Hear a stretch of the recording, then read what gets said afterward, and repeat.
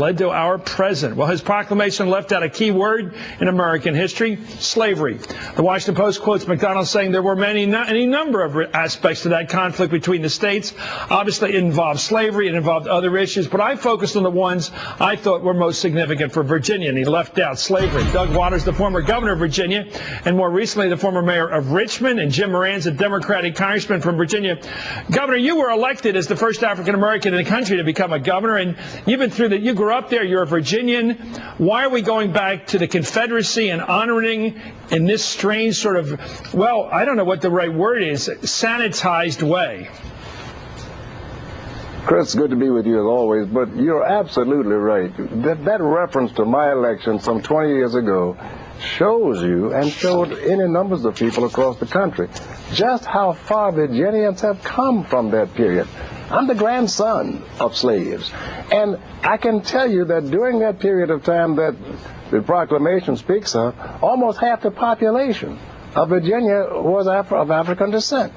These people were not happy, and when you speak about all Virginians should be happy now about the contributions of those people who fought to dehumanize, to enslave, and still hold our nation apart, fortunately, they lost that war. And fortunately, we've united to the extent that we have a president now, an African-American president. And we've moved past it. This is no period of glorification. Should we recognize the contributions that families made and sacrificed during that period? Yes. Glorification? No. The governor called me today, and I spoke to him. I hope that we'll see some revision relative to either the proclamation or his statement and sentiments. Well, Congressman Moran, I want to just read some of the language of this proclamation for those who have mixed feelings about this. I don't think you're going to have very long. The way he describes the Civil War, first of all, he calls it the war between the states. It was a war for independence. It sounds like the original war for independence. It was fought for people's homes and communities and the Commonwealth. They were fighting a war of defense, basically. But they were overwhelmed by the insurmountable numbers and resources of the Union Army. No mention of which side may have been right on the issue of slavery. No mention of slavery. Just this, as I said, sanitized version of history. This is like one of those Soviet history books we used to read about where they set it up their way. Your thoughts, Jim? Well, Congressman. Chris, it was written by the Sons of the Confederacy, who continue to refer to the Civil War as the Second American Revolution.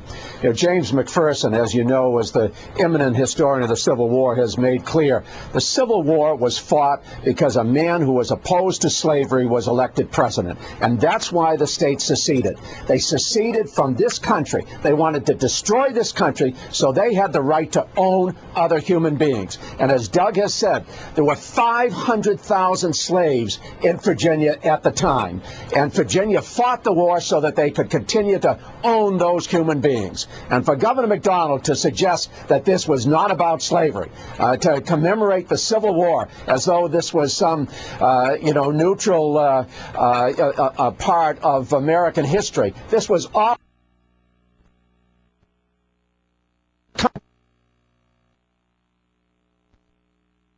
up to that, get beyond it, but it's very much related to the first part of your show. This is about appealing to that base who wants to change history and wants to change this country for the worse.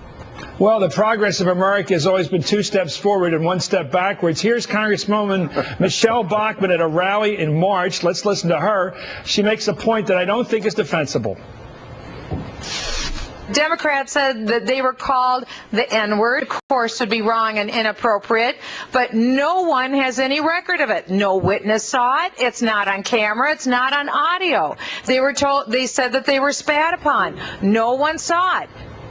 Audio, Congresswoman, audio. Here's a voicemail left at the office of U.S. Congressman John Lewis. Let's listen. I hope you're listening, Congresswoman Bachmann. God, gonna go tell me I gotta get some God health insurance. I ain't paying no God fine. Tell that can come put my in jail if you don't like it. Well, the N-word was used prolifically there, Governor, as you wouldn't be surprised. The language was familiar from the past. It's still out there. It's redolent of the bad old days.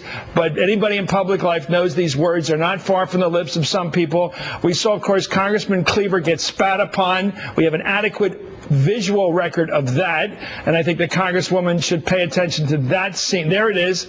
Amazing. There it is. Congressman Cleaver tried. Well, he restrained. He was a gentleman. The other guy was worse than I can think about. There he is. He won't even stop with his spittle. Governor, you've been through all this. Why do you think people are going? Is this a play for what's called the Republican base? Is this just clearly aimed at the people who don't like change, or what is it? I think it's a miscalculation, period. That base doesn't belong any place in forging any what I call majority party or majority manipulation any place in America today. The American people are past this. Jim Moran is absolutely right. What this proclamation suggests is that period was something, well, just a little spat. Well, we did the best we could, but we were overwhelmed. And why were we overwhelmed? We were overwhelmed because the right won. If those people had been successful, you and I wouldn't be here talking like we are today. I know I wouldn't be here at all under any circumstance. And so it is revisionist history.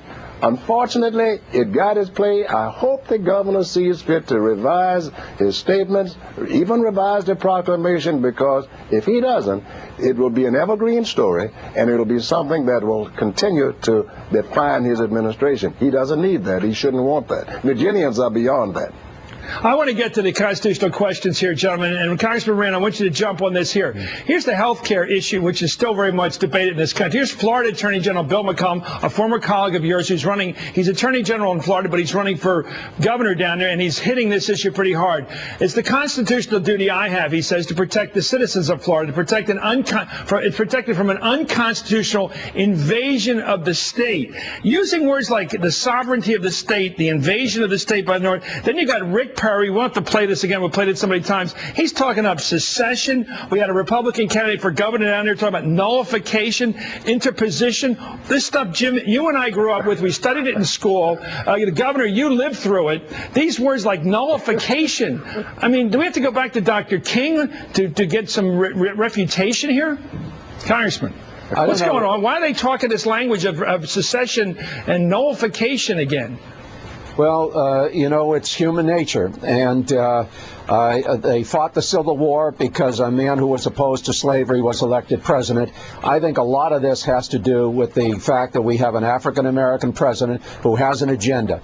He wants to create equal opportunity for everyone in this country. He wants to make this a greater, more inclusive society. I think he's doing a good job, Presley, but they object to who's doing it and what his ultimate objective is because they think this is their country. I think a lot of this has to do with race, but a whole lot of it has to do with this attitude that government is the enemy. Back in the 1980s, it sure is defining the Republican versus the Democratic Party. It's a schism, but I don't think that these folks represent more than 20% of the American electorate. Let's hope not. Congressman Moran, thank you as always. Governor, I've got to cut you off, but thank you so much for coming on the program. It's an honor to have you on, sir. Up next, why is Rudy Giuliani criticizing President Obama for doing something that Ronald